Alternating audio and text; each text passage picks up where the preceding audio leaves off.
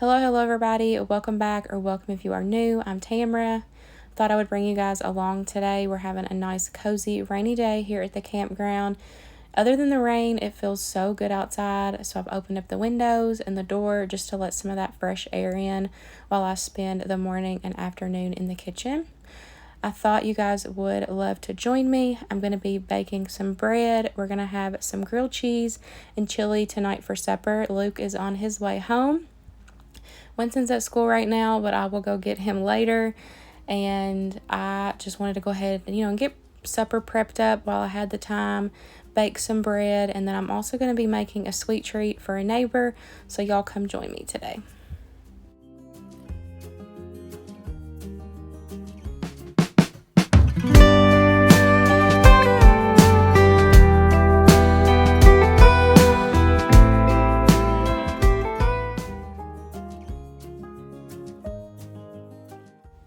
I'm going to go ahead and get started on my bread. I'm going to be making 2 loaves of bread today. One will be for the grilled cheese, and then, we'll just have an extra one for sandwiches and toast or whatever we might need it for. This recipe I've been using for a long time. I absolutely love it. I will make sure to have it linked down below. I do make a couple changes versus the original recipe that will be linked, so I'll add my notes to that as well. But I'm going to go ahead and get a batch going in my bread machine. This takes about an hour and a half, so I can work on other stuff while that is going and doing its thing.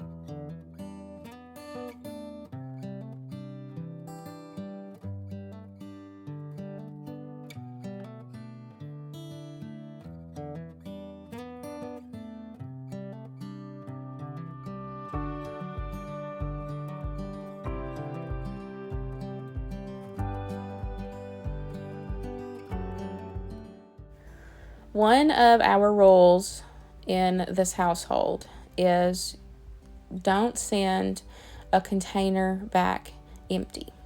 If somebody brings us, something in a container, a goodie, sweet treat or savory, to enjoy, or like this casserole dish right here, I cannot just clean it and then send it back empty. I have to put something in it and return it full. And so one of my sweet friends here at the campground brought over this delicious bread pudding, y'all. Oh my gosh, it was so good. It was warm. She had just made it, put this sauce over it, and it was delicious.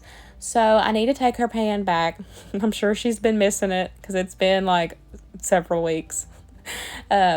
And so I decided, since the weather just screamed apple crisp to me today, and I had a ginormous bag of apples that Winston insisted that we buy, and he, is not eating his apple a day like he used to. He's taking a break from apples. And so I wanted to use up these apples and, of course, give her dish back. So I thought about making an apple crisp. I will have the recipe that I loosely followed in the description box. I did change a couple things just because I'm using what ingredients I had on hand. I haven't been to the grocery store yet, but I'm going to go ahead and get this going. I do have my air fryer toaster oven preheating at 350 while I'm doing this. And I'm going to go ahead and just get my apples peeled up and get those cut, and then we will get the, rest of the stuff mixed together.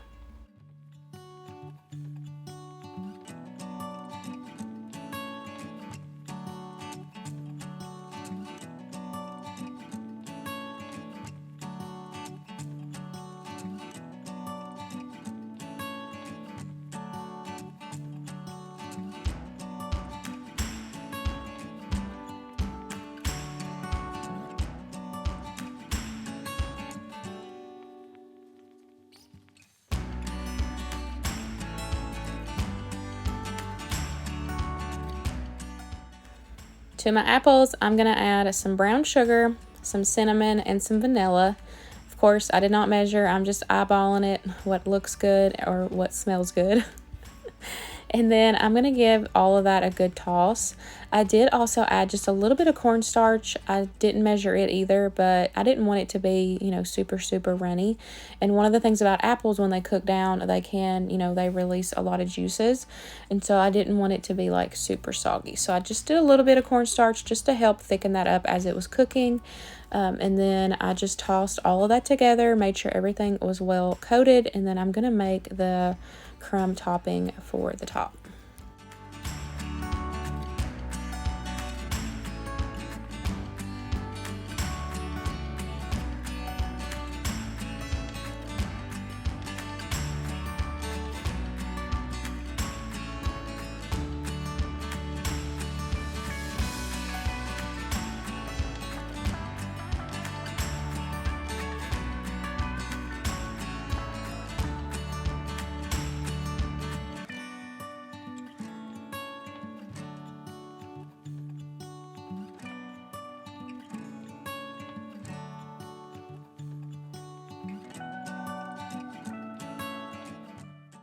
For my crumb topping, I'm going to go ahead and add some melted butter to a bowl. I'm also going to add some vanilla, some cinnamon, rolled oats, brown sugar, and some all-purpose flour. I'm just going to mix all of that together until it's combined well and it's a nice crummy texture. And then I'm just going to add that evenly on top of the apples.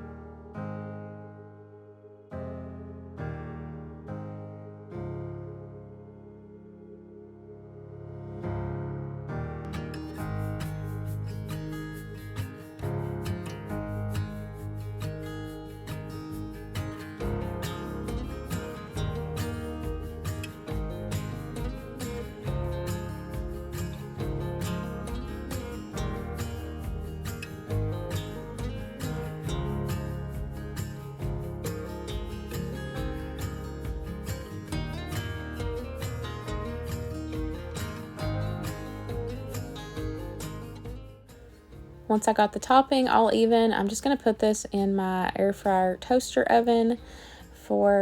This ended up baking in mine for about 50-55 minutes. Of course, it's just going to depend on how thick or, thin your pan is, what pan you're using. So I would just say keep an eye on it.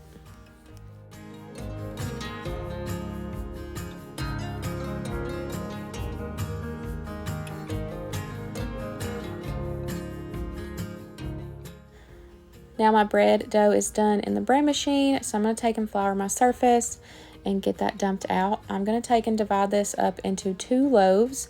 I've just got my loaves there. I have just greased those. And once I get these divided up, I will just cover these with a towel and let them sit and let them do a final rise for about 30 to 40 minutes.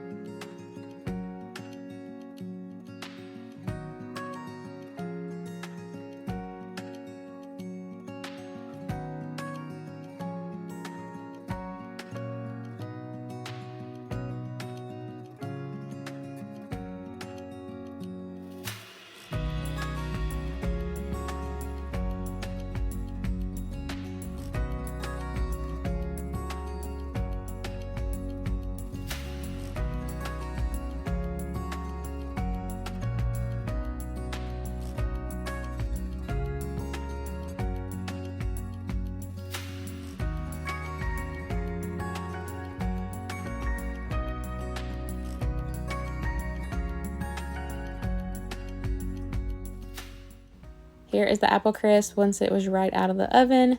I took it to her just after a couple minutes because I wanted to take it over there warm.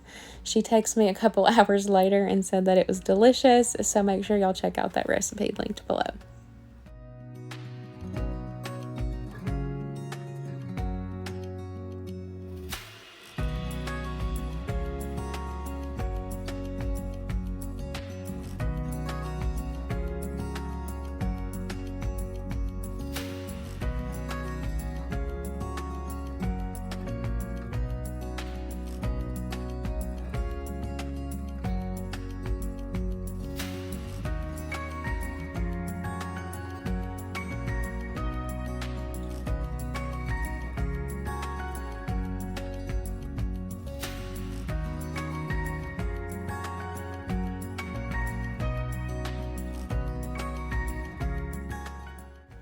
The past couple weeks, I have really been wanting chili, but the weather just wasn't it for me. But now that it is nice and cool and rainy, today was the perfect day to fix chili. So I'm making my 3-bean chili. I will make sure to have the recipe linked down below. I'm going to go ahead and just cook up my hamburger meat with some onion. And I did season my hamburger meat with some salt, pepper, garlic powder, and some onion powder while it was cooking. And I'm just going to cook this through until the meat is no longer pink.